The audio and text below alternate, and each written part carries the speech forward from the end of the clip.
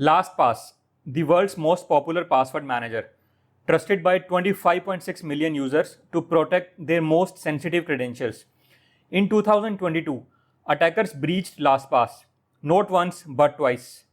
They stole encrypted password vaults for every single user, and it started with an unpatched Plex media server on an engineer's home computer.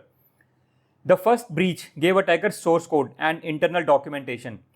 They used that knowledge to target one of only 4 engineers with access to the vault decryption keys.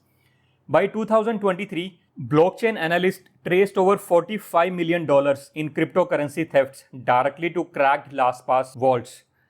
How LastPass works, both breaches, what was stolen, why the encryption wasn't enough, how they fixed it, and what you should learn. Let's go. Before we get into the breach, you need to understand how LastPass is supposed to work. When you create a LastPass account, you set a master password. That password never leaves your device. Instead, it's run through a key derivation function, PBKDF2 with short 256, to generate an encryption key. That key encrypts your entire vault using AES-256 algorithm. Your encrypted vault is stored on LastPass servers. When you log in from a new device, the vault is downloaded and decrypted locally using your master password.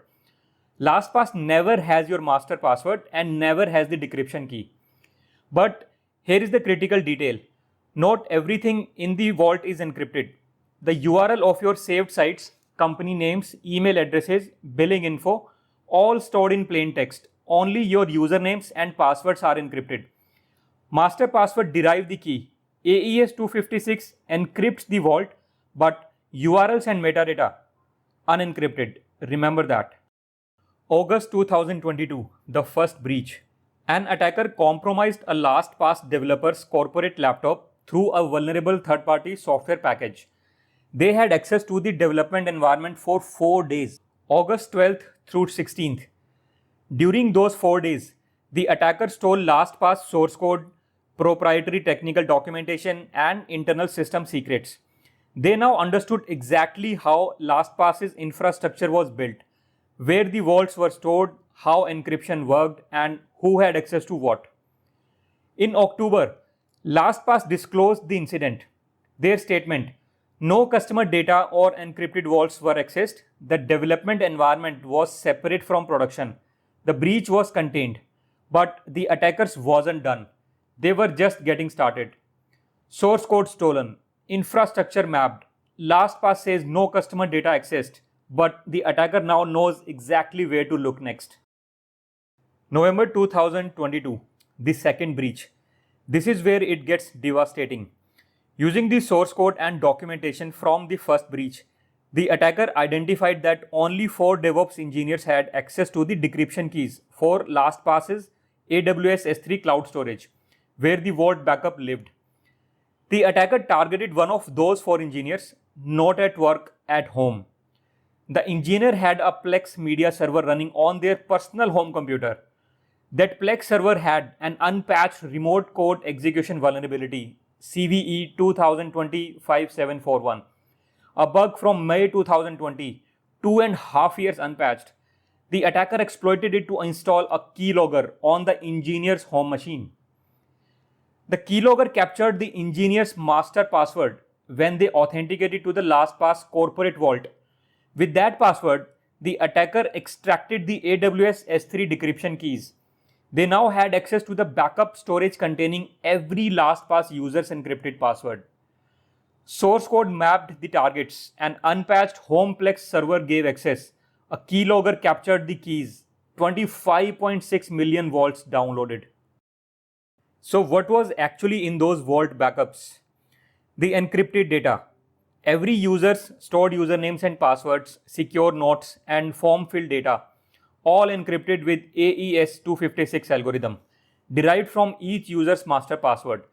Without the master password, this data is theoretically unreadable. But the unencrypted metadata, this is where it gets bad. Website URLs for every saved login, company and organization names, email addresses, billing addresses, and phone numbers, IP addresses used to access this service. Even without cracking a single vault, the attacker knows exactly which banks, crypto exchanges, medical portals, and corporate VPNs every user has accounts with. This metadata is a phishing goldmine. The attacker can craft targeted attacks. They know your name, your email, which bank you use, and which crypto exchange holds your fund. They don't even need to crack the vaults to start stealing. Encrypted passwords are only half the story. Plain text URLs and metadata tell an attacker everything they need for targeted attacks. The vaults are encrypted, so why is everyone panicking? Because the encryption wasn't as strong as it should have been. LastPass uses PBKDF2 to derive the encryption key from your master password. PBKDF2 applies a hash function repeatedly. More iterations mean it takes longer to guess each password attempt. The current standard, 6 lakh iterations. LastPass's default in 2022 is 1,100,000. And that's the good case. Accounts created before 2018 had a default of just 5,000 iterations. Some legacy accounts, the oldest ones, had as few as one single iteration, and LastPass never forced migration, never required existing users to upgrade their iteration count. Millions of vaults were sitting at dangerously low levels. With low iterations and a weak master password, a consumer GPU can crack a vault in hours. By September 2023, blockchain analysts traced over $45 million in cryptocurrency thefts directly to cracked LastPass vaults. Individual victims lost between $50,000 and $5 million each. 1,100,000 iterations in 2022, legacy accounts at 1, weak master passwords cracked on consumer GPUs, $45+ million in crypto gone. 5 security lessons from the LastPass breach. Lesson 1. Enforce cryptographic standards retroactively. Raising the default iteration count for new accounts is not enough. You must migrate every existing user. Legacy accounts with weak key derivations are ticking time bombs. Lesson 2. Encrypt all metadata. URLs, email addresses, and billing info are sensitive data. Plain text metadata enables targeted phishing even when passwords are encrypted. Treat every field in a user record as potentially sensitive. Lesson 3. Home devices are attack surface. Any device that can access corporate secrets must meet corporate security standards. An unpatched Plex server on a personal computer should never be one hop from production decryption keys. Lesson 4. Limit and rotate access to encryption keys. Only 4 engineers had S3 decryption access. Small blast radius, but those 4 needed hardware key MFA, network segmentation, and time-limited access. Key material should never persist on endpoint devices. Lesson 5. Transparent disclosure builds trust. LastPass's drip feed disclosure, each update revealing worse news, destroyed user confidence. If you are breached, communicate the full scope quickly and honestly.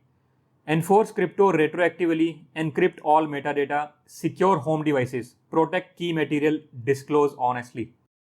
How do you use this in a system design interview? 5 patterns. Pattern 1.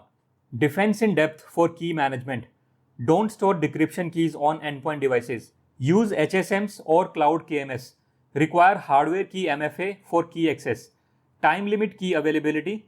No single compromise should expose all key materials. Pattern 2. Metadata is data. Design your encryption scheme to cover metadata as well. URLs, identifiers, access patterns, not just the primary payload.